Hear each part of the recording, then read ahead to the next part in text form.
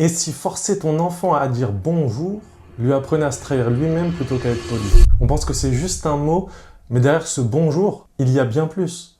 Une émotion, un cadre, une intention, et c'est là que tout commence. Moi, c'est NJ, je travaille avec les enfants depuis plus de 15 ans, et aujourd'hui, je vais t'aider à répondre à une question simple, mais qui touche chaque parent au quotidien.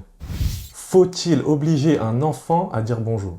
Tu es peut-être déjà passé par là, tu arrives chez ton père ou chez ta mère avec ton enfant. Elle vous la porte toute souriante. Bonjour mon cœur. Et ton enfant, il reste là, muet, coincé derrière ta jambe. Le regard au sol, elle tend les bras, il ne bouge pas. Alors un peu gêné, tu lui souffles doucement. Allez, dis bonjour à mamie. Silence. Tu souris un peu crispé et tu répètes plus fort. Dis bonjour. Mais ton enfant se cache un peu plus et toi, tu sens la gêne monter. Tu te dis peut-être, est-ce une crise de timidité, un manque de respect, une provocation? Mais en fait, est-ce que c'est vraiment un manque de respect? Ou est-ce que c'est juste qu'un bonjour, c'est pas automatique, c'est une compétence relationnelle. Et comme toutes les compétences, elle demande du temps. Un vrai bonjour demande à l'enfant de comprendre la situation, de se sentir en sécurité, d'avoir confiance et de vouloir créer du lien. Et ça ne se force pas, ça s'apprend. Et surtout, ça se transmet. Quand on force un enfant à dire bonjour, on ne lui apprend pas à être poli.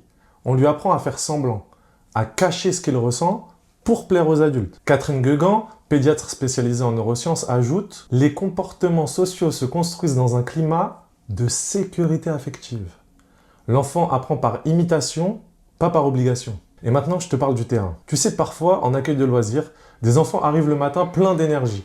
Et là, spontanément, ils disent bonjour à un animateur, mais ignorent complètement les deux autres, qui sont pourtant juste à côté. Ce n'est pas un oubli, ce n'est pas un manque de respect, c'est simplement que le lien avec l'un n'est pas encore avec l'autre. L'enfant ne dit pas bonjour à un adulte, il le dit à quelqu'un avec qui il se sent en confiance. Et ça se construit, pas en forçant, mais en connectant. Alors que faire à la place? Dans un premier temps, on va modéliser. Dis bonjour toi-même naturellement sans attendre qu'il suive dans la seconde. Chez la mamie par exemple, tu peux simplement dire « Bonjour maman, on est content de te voir » sans te retourner vers l'enfant, sans le forcer. Tu sèmes, il observe, il apprend. Et souvent le bonjour viendra plus tard, quand il se sentira prêt. Dans un deuxième temps, tu peux anticiper. Juste avant d'arriver, tu peux lui dire « Quand on arrive, tu veux dire bonjour à mamie tout de suite ou plus tard ?» Tu ne lui enlèves pas le cadre, tu le rends acteur. En centre aussi, j'ai souvent dit « Tu veux faire un petit coucou ou juste un sourire pour dire bonjour ?» Résultat, ils choisissent et ils le font, sincèrement. Dans un troisième temps, on va valoriser sans pression.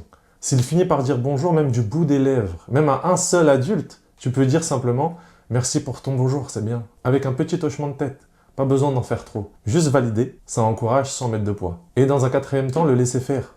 Et s'il ne dit rien, c'est pas un drame. La relation ne se mesure pas à un mot. Le respect, c'est un chemin. Il ne se trace pas en criant « Dis bonjour, dis bonjour ». Il se construit par la confiance, l'exemple et le temps. Et pour finir, retiens cette phrase.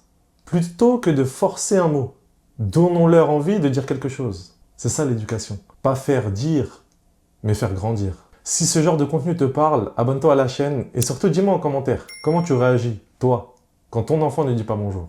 On est là pour échanger et pas pour juger. Parce qu'ici, on parle d'éducation, mais surtout d'humain. Et s'il te plaît, garde en tête, l'enfant d'aujourd'hui, c'est le citoyen de demain. Et c'est à nous de l'y préparer. À très vite.